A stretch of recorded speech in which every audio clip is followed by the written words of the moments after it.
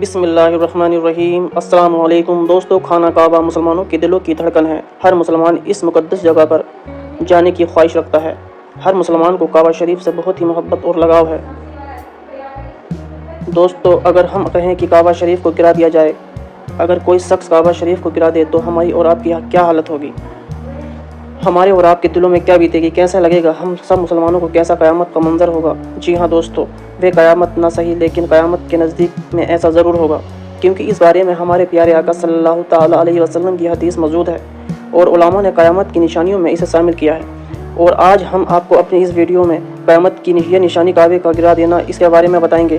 جی ہاں دوستو، قیامت سے پہلے ایسا ہوگا کہ کعبہ شریف کو گرا دیا جائے گا، لیکن اس سے پہلے ہم آپ کو اتہاس کا ایک واقعہ بتاتے ہیں۔ 100 سال پہلے کوئی آیا تھا کعبہ شریف کو گرانے۔ اس وقت کیا ہوا تھا جانیں گے آج کے اس ویڈیو میں۔ دوستو، اس کا ارادہ پکا تھا، اس کی پلاننگ بہت زبردست تھی کہ کعبے کو معاذ اللہ نقشے سے ہٹا دیا جائے گا۔ تو دوستو، اس واقعے کو شروع کرنے سے پہلے اس پرندے کے بارے میں جاننا ہوگا جس کا نام سن کر آپ کا دل خوش ہو جائے گا اور آپ حیران ہو جائیں گے۔ تو چلیے ویڈیو شروع کرتے ہیں۔ دوستو، آپ نے کبھی نہ کبھی ابابیل کا نام تو سنا ہی ہوگا۔ جو لوگ ابابیل کو نہیں جانتے انہیں ہم بتاتے چلیں کہ ابابیل ہماری دنیا کا ایک پرندہ ہے۔ ویسے تو ابابیل بھی دنیا کے دوسرے پرندوں کی طرح ہی کھاتا پیتا ہے اور ہواؤں میں اڑتا ہے، لیکن ابابیل کے اندر کچھ ایسی خاص چیزیں موجود ہوتی ہیں جو نہ صرف اس دنیا میں رہنے والے انسان کو حیران کر دیتی ہیں بلکہ ساتھ ساتھ اس کے دوسرے پرندوں سے بھی الگ بناتی ہیں۔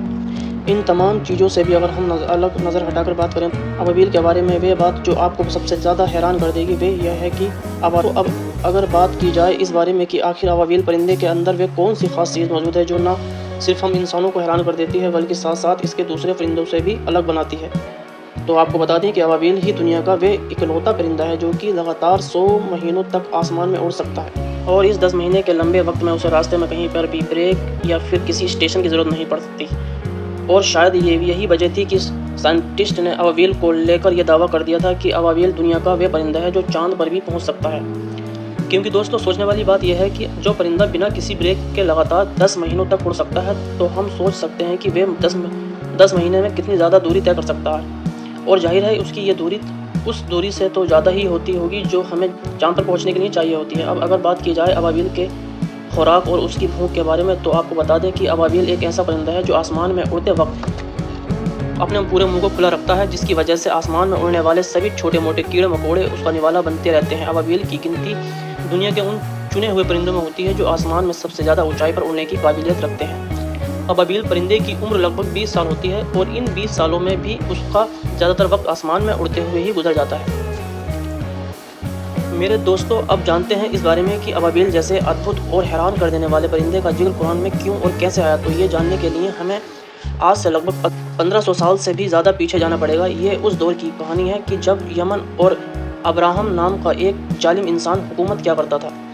ابراہ خود تو ایک عیسائی دھرم کا ماننے والا تھا، لیکن اس کی حکومت میں ایسے بہت سارے لوگ رہا کرتے تھے جو ایک خدا کی عبادت کیا کرتے تھے اور ہر سال کعبے کا طواف کرنے کے لیے یمن سے مکے کی طرف جایا کرتے تھے۔ ابراہ ہر سال جب ان جانے والے لوگوں کو دیکھا کرتا تھا تو اسے بہت حیرانی ہوا کرتی تھی۔ وہ لوگوں سے پوچھا کرتا تھا کہ آخر تم مکہ کیا کرنے جاتے ہو؟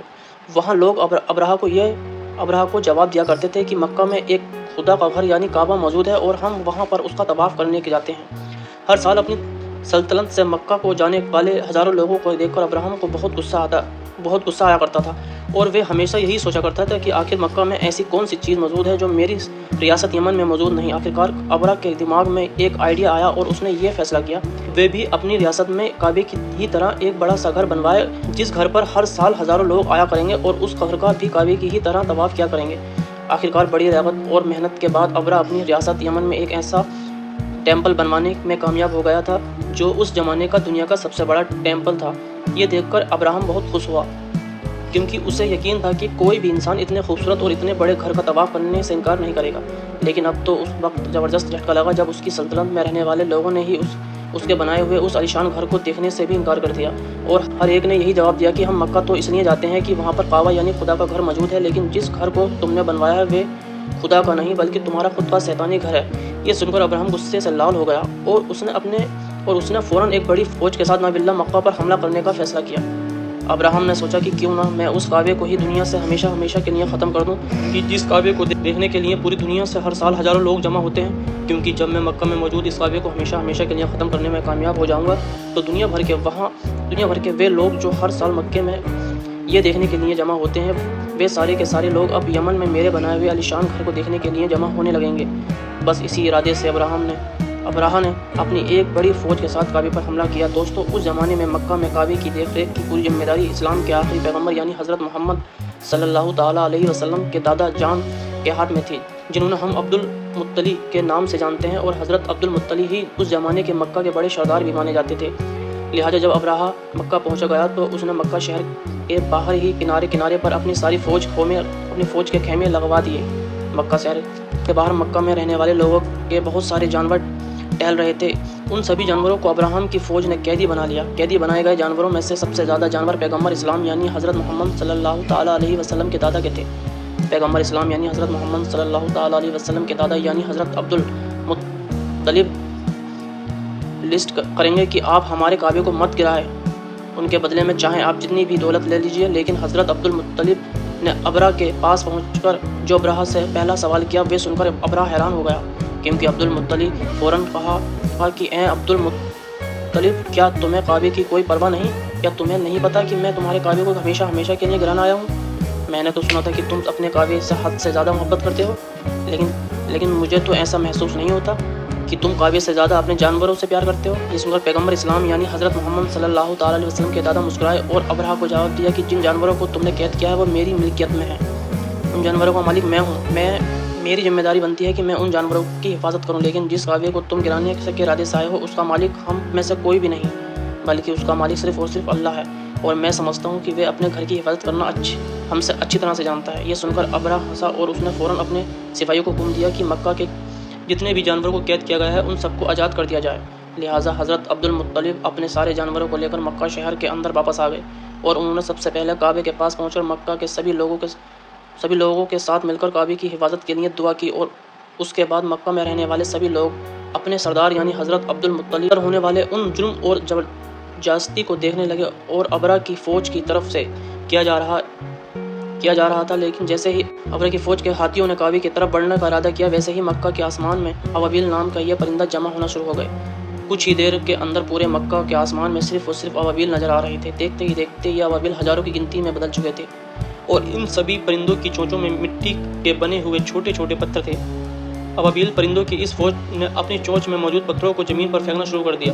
حد سے زیادہ اونچائی سے پھینکے گئے یہ چھوٹے چھوٹے پتھر نیچے جا کر ابراہ کی فوج کو لگتے تھے تو ایسا محسوس ہوتا تھا کہ مانو کسی نے بندوق چلا دی ہو۔ ابراہ کی حد سے زیادہ مضبوط فوج پرندوں کی طرف سے پھینکے گئے ان چھوٹے چھوٹے پتھروں کو بھی برداشت نہ کر سکی، اور کچھ دیر کے اندر ہی انہی پتھروں کی وجہ سے ابراہ کی پوری فوج مر گئی۔ بتایا جاتا ہے کہ ابابیل کی طرف سے پھینکے گئے ان چھوٹے چھوٹے پتھروں کی اسپیڈ اتنی زیادہ تیز تھی کہ یہ پتھر ابراہ کی فوج کے جس انسان یا ہاتھی کو بھی لگتی اس کے آر پار ہو جایا کرتا۔ دوستو، مکہ میں یہ حادثہ پیغمبر اسلامی یعنی حضرت محمد صلی اللہ تعالیٰ علیہ وسلم کے جنم سے صرف 55 دن پہلے ہوا تھا، کیونکہ دوستو اس حملے میں ابراہ کی فوج نے حد سے زیادہ ہاتھی شامل تھے۔ اسی وجہ سے مکہ کے لوگوں نے حملے کی وجہ سے اس سال کو ہی معلوم فیل کہنے لگے تھے، یعنی ہاتھی کا سال، اور یہی وجہ ہے کہ قرآن میں بھی جس سورت کے اندر اس پورے حادثے کا ذکر کیا گیا اس سورت کا نام بھی الفیل رکھ دیا گیا ہے، جس کا مطلب عربی میں ہاتھی ہوتا ہے۔ تو دوستو، امید کرتے ہیں کہ آج ہماری اس ویڈیو میں آپ بہت کچھ جان گئے ہوں گے۔ ویڈیو سمجھ میں آئی ہو تو کمنٹس باکس میں ضرور بتائیے گا، پسند آئی ہو تو لائک کر دیجئے۔ انشاءاللہ تعالیٰ اگلی ویڈیو میں پھر ملیں گے۔ السلام علیکم، اللہ حافظ۔